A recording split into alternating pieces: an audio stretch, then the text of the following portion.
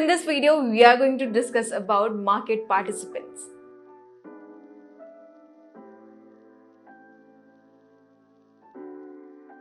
पहले के टाइम में आपको एक पेपर दिया जाता था जिसमें लिखा होता था कि ओके, आप इतने शेयर्स किसी कंपनी के होल्ड कर रहे हैं। पर अभी का जो टाइम है वो टोटली डिजिटलाइज्ड है, तो अभी हमारे शेयर्स जो भी हमने खरीदे हैं या हम होल्ड कर रहे हैं वो हमारे डीमेट अकाउंट में होते हैं, और ये डीमेट अकाउंट खुला होता है इन डिपॉजिटरीज जैसे कि CDSL एंड NSDL। तो यहाँ हमारे डीमेट अकाउंट रहते हैं। आप इसे बैंक की कंपैरिजन देख सकते हैं, जैसे कि हमारे बैंक अकाउंट्स होते हैं और हमें जाके फिजिकली एक अकाउंट से दूसरे अकाउंट पैसा नहीं डालना होता है, वो सारा जो प्रोसेस है वो बैंक अपने आप कर लेता है। सेम इसी तरह अगर आप कुछ शेयर्स बाय कर रहे हो किसी से, तो सिंपली किसी और के अकाउंट से आप जहाँ से भी बाय कर रहे हो वहाँ पे आपके शेयर्स मिल जाते हैं और वो कैश उनके अकाउंट में चला जाता है।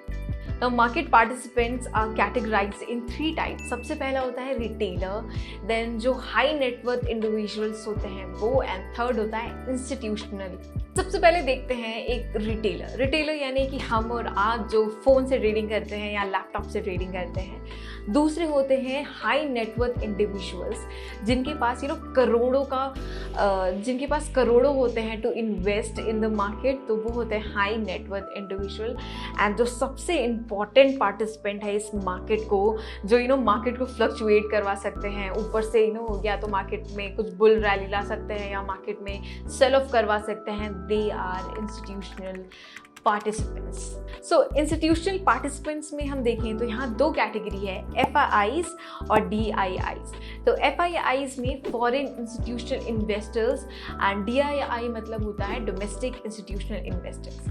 डोमेस्टिक इंस्टीट्यूशनल इन्वेस्टर्स हो गए हमारे जो बड़ी बड़ी कंपनियां हैं, जैसे LIC हो गया, रिलायंस हो गया, टाटा हो गया, तो ये हमारी डोमेस्टिक इंस्टीट्यूशनल कंपनीज हैं। और FIIs मतलब जो इंडिया से बाहर की कंपनीज हैं, जो बड़ी बड़ी कंपनीज हैं एंड जिन्हें इन्वेस्ट करना है हमारे इंडियन मार्केट में, वो होते हैं FIIs। सो आप सोचोगे कि ये कोई बाहर की कंपनी इंडियन स्टॉक मार्केट में इजीली कैसे इन्वेस्ट कर सकती है। So it's not that easy.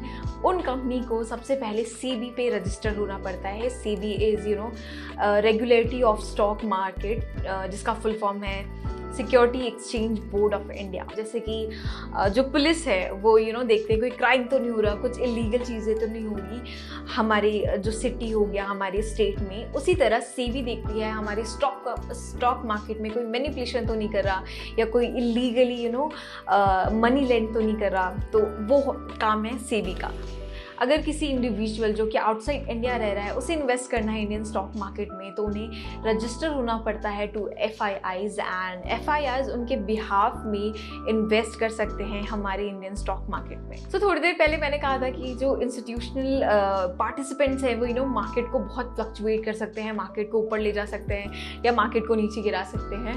So how is it possible? अगर मैंने ट्रेड डाला तो इट्स नॉट पॉसिबल क्योंकि market will go up side और डाउन साइड। सो इन उनके केस में ऐसा क्या होता है, they have huge amount of capital, like huge we even can't think of।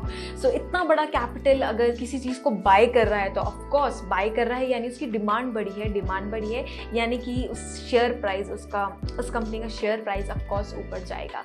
आपने ये देखा होगा न्यूज़ में DIIs बेच रहे हैं या FIIs बेच रहे हैं। FIIs के पास बहुत ज़्यादा कैपिटल होता है, अगर वो बेचने लगते हैं तो आपने देखा होगा कि एक अच्छा खासा क्रैश आ जाता है मार्केट में। इवन लास्ट टाइम भी न्यूज़ में आया था कि जो FIIs हैं वो सेलिंग स्टार्ट कर चुके हैं मार्केट में। So this was the reason for the big crash. Most of the time this can be a reason कि FIIs ने अच्छी अमाउंट में सेलिंग स्टार्ट की है, इसलिए मैक्सिमम ऑफ द टाइम अगर हम बोले तो क्रैश आता है मार्केट में। So this was it for market participants. अब देखेंगे स्टॉक ब्रोकर, आपको कौन से स्टॉक ब्रोकर सिलेक्ट करने चाहिए अगर आप इस मार्केट में एंटर हो रहे हो।